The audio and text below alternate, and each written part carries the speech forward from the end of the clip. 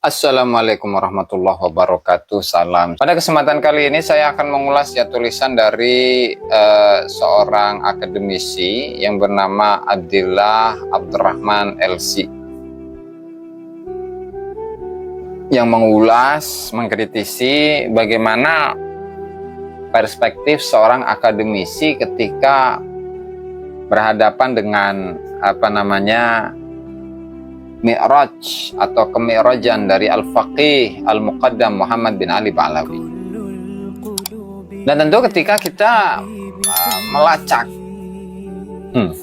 di kitab-kitabnya Ba'alawi yang menuliskan tentang bagaimana kesejarahan dari Al-Faqih Al-Muqaddam Muhammad bin Ali Ba'alawi, beliau itu memiliki sifat yang atau disifati, digelari dengan gelar yang luar biasa hebat.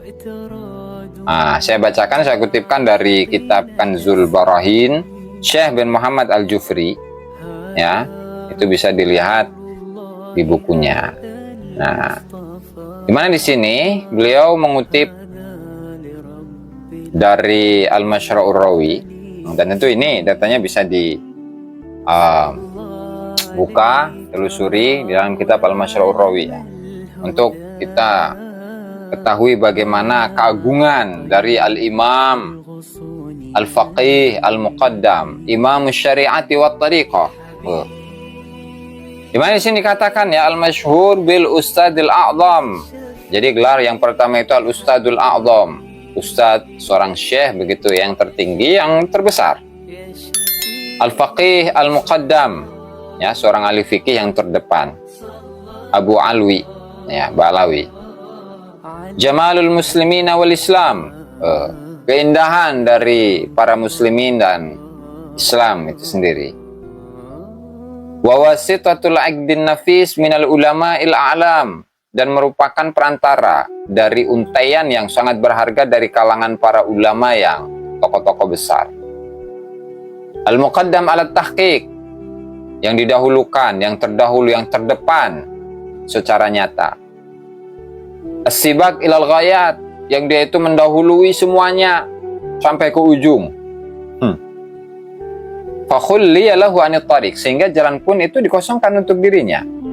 Subhanallah. Wa aturifa lahu bisabki wat taqaddum, dan diakui keunggulannya, ya, dan posisinya yang terdepan, dzut tahqiq, zawut tahqiq. Nah, kemudian juga memiliki tahqiq, begitu, ya.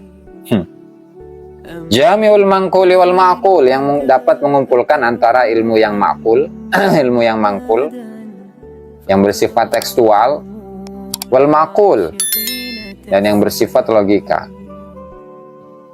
Mustambitul furu'i minal usul, di mana faqih muqaddam itu merupakan seorang yang dapat menggali cabang-cabang hukum fikih dari sumber-sumbernya. Fahuwa syekhu syuyukhi syari'ati alal itlaq. Wah, ngeri. Beliau ini adalah syekhnya para masyayikh, adalah gurunya para guru-guru syariat alal itlaq. Aduh, sampai serak saya. Secara mutlak. Ngeri. Kemudian wa imamu ahlil haqiqati bil ittifaq. Beliau itu adalah imamnya ahli hakikat bil ittifaq, secara sepakat. Ghazali asrihi, di mana beliau ini Imam Al-Faqih Al-Muqaddam itu adalah Imam Ghazali di masanya, tetapi karya nggak ada sama sekali, kan aneh, ya. Kalau Imam Ghazali kan banyak, begitu, ya. Wa Junaidu waqtihi wa dahri, dan beliau itu adalah seperti Imam Junaid di masanya. Sayyidut Ta'ifatis Sufiyah, di mana Imam Al-Faqih Al-Muqaddam itu merupakan pemimpin dari golongan Sufi. Allah. Wa markazu dairatil wilayatir rabbaniyah, dan beliau itu merupakan pusat dari kewalian, ya, yang dinisbatkan kepada Allah. Qudwatul ulama ilmu muhaqqiqin, beliau adalah suri tauladannya para ulama ahli tahqiq. Ngeri. Wa tajul a'immatil arifin, dan beliau ini adalah mahkotanya para imam-imam yang ahli ma'rifat. Wa fi jami'il kamalati amirul mu'minin, Dan beliau ini merupakan Amirul Mukminin, merupakan penguasa atau pemimpinnya para mukminin dalam semua sifat-sifat kesempurnaan. Allah. Fafaqa man fil wujud. Sehingga beliau itu mengungguli semua orang yang ada di alam semesta ini. Luar biasa ya. Wa huwa minhum fi jami'il ahwal. Sehingga dan beliau ini ya termasuk manusia gitu di seluruh kondisi-kondisinya. Fal misku ba'du damil Ghazali. Nah, kemudian beliau ini merupakan misik. Ya, misik. Minyak yang paling wangi begitu. Dari sebagian damil Ghazal ya. Dari sebagian darahnya apa namanya? Kijang ya, kijang. Wal yaqut min jumlati ahjaril jibal. Dan seterusnya lah. Saya pusing itu kalau membacanya sampai selesai ya. Karena pujiannya yang begitu luar biasa. Ya, sangat hebat. Luar biasa ya. Tetapi tidak terkonfirmasi dalam Tabaqatul Fuqaha. Padahal beliau kan al-faqih, al-muqaddam. Tidak terkonfirmasi dalam kitab-kitab sejarah.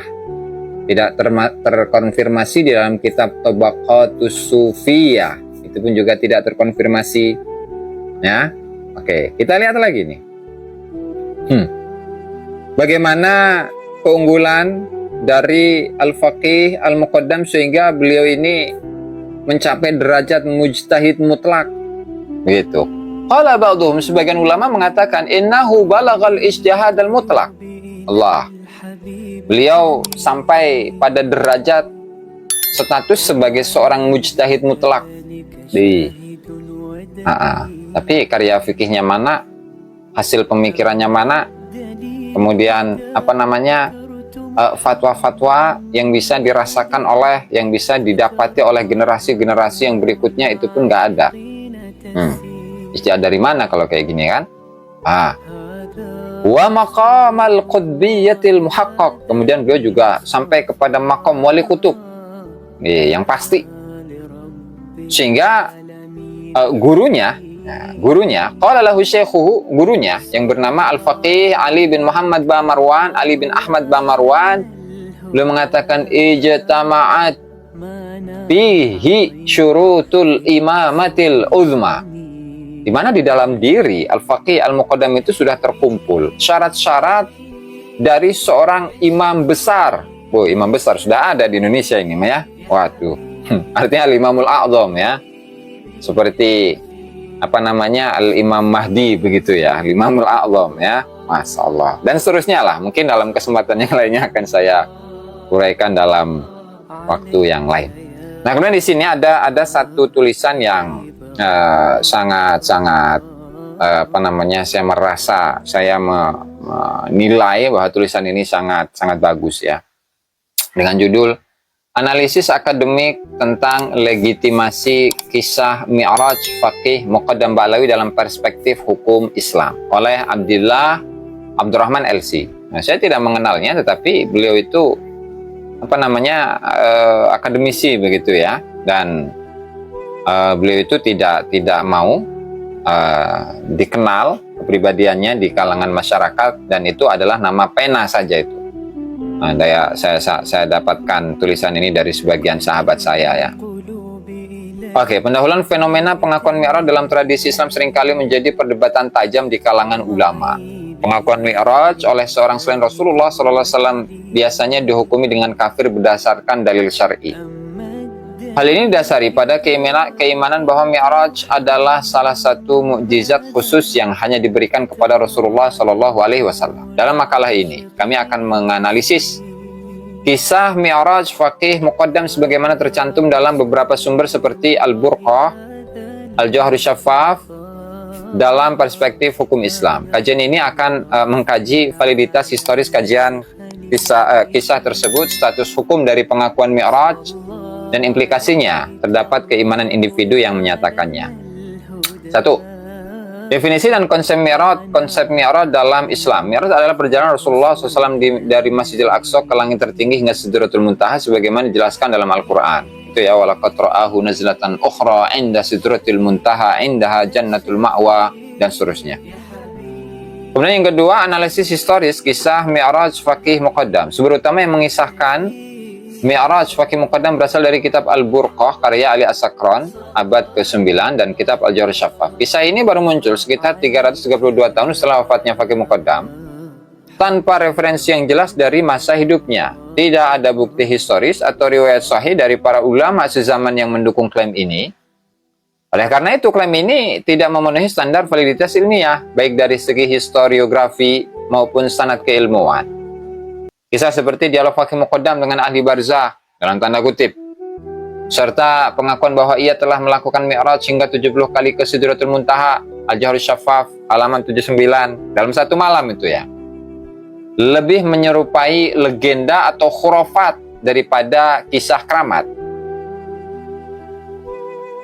Dalam terminologi ilmu hadis, riwayat yang tidak memiliki sanad yang muttasil atau bersambung dan thiqah tak terpercaya dihukumi mungkar, bahkan maudhu atau palsu.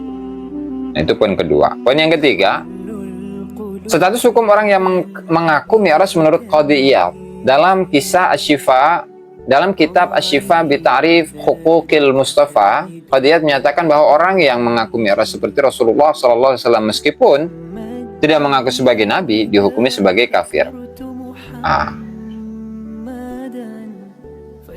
Teksnya, wa kadzalika man idda'a minhum annahu yuha ilaihi wa illam yadda'i nubuwah aw annahu yas'adu ila as-sama' wa yadkhulul jannah wa yakulu min thimariha wa yu'aniqul hural 'ain fa haula'i kulluhum kuffarun mukadzibun dan Nabi sallallahu alaihi wasallam. Dan tentu untuk masuk surga, yaitu kan ada riwayat dari Abu Hurairah itu yang Faqih Muqaddam itu ketika kehilangan salah satu muridnya yang bernama Abu Hurairah.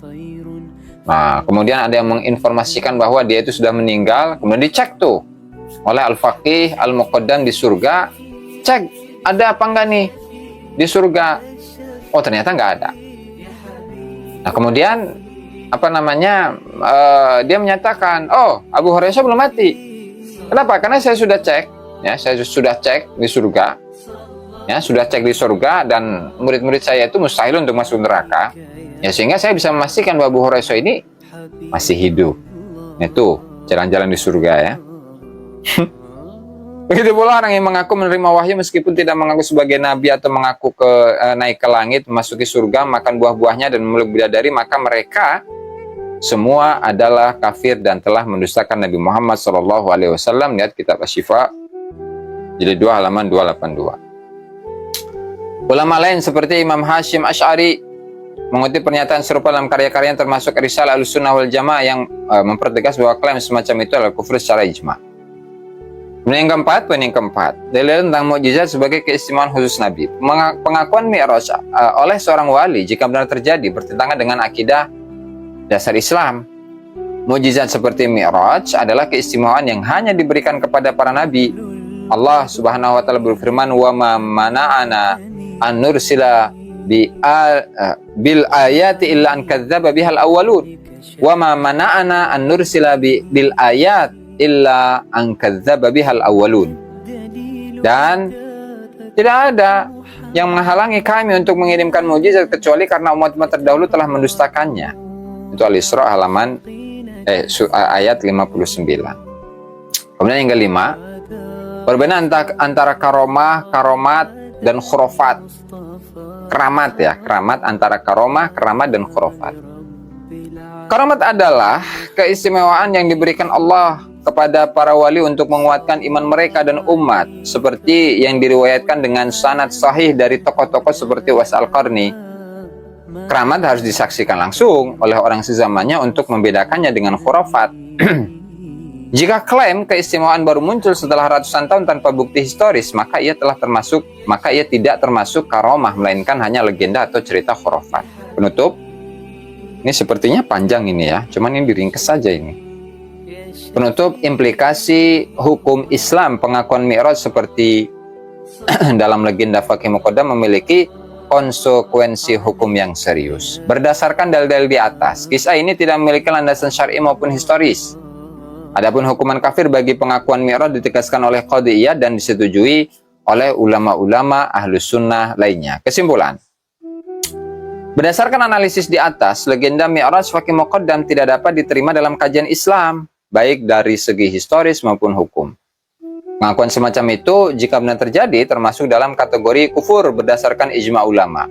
Adapun klaim-klaim yang muncul dari kitab Al-Burqah dan Al-Jawharus Syaffaf harus diteliti lebih lanjut, mengingat ketiadaan sumber primer atau sekunder yang mendukung kebenarannya. Oleh karena itu, umat Islam diimbau untuk berhati-hati dalam menerima kisah-kisah yang tidak jelas sanad dan validitasnya, agar tidak terjerumus dalam kepercayaan yang menyesatkan. Wallahu a'lam. Nah, ini ditulis oleh tadi ya, Kiai Haji Abdullah Abdurrahman LC. Nah, dan ini menunjukkan bahwa dari apa yang disampaikan barusan, dari biografinya Faqih Muqaddam yang tidak terkonfirmasi, dengan pujian-pujian yang luar biasa, dengan menyatakan bahwa Faqih Muqaddam telah balagha rutbatal ijtihadil mutlaq, sampai kepada derajat ijtihad yang mutlak. Kemudian gurunya yaitu Ali bin Ahmad Bamarwan menyatakan faqad ijtama'at fihi syurutul imamatil uzma. Wah, kayak Syiah aja itu ada al-imamul a'zam segala itu ya. Nah, kemudian ada klaim bahwasanya Faqih Muqaddam Mi'raj sampai 70 kali dalam satu malam.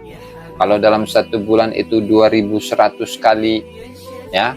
Hitung aja kalau setahun berapa, kalau 10 tahun berapa, itu akan menjadi berapa ratus ribu kali Mi'rajnya ke langit. Lalu hadiahnya apa? Ya, itu saja mungkin yang dapat saya sampaikan. Allahumma fiqh lakum. Assalamualaikum warahmatullahi wabarakatuh.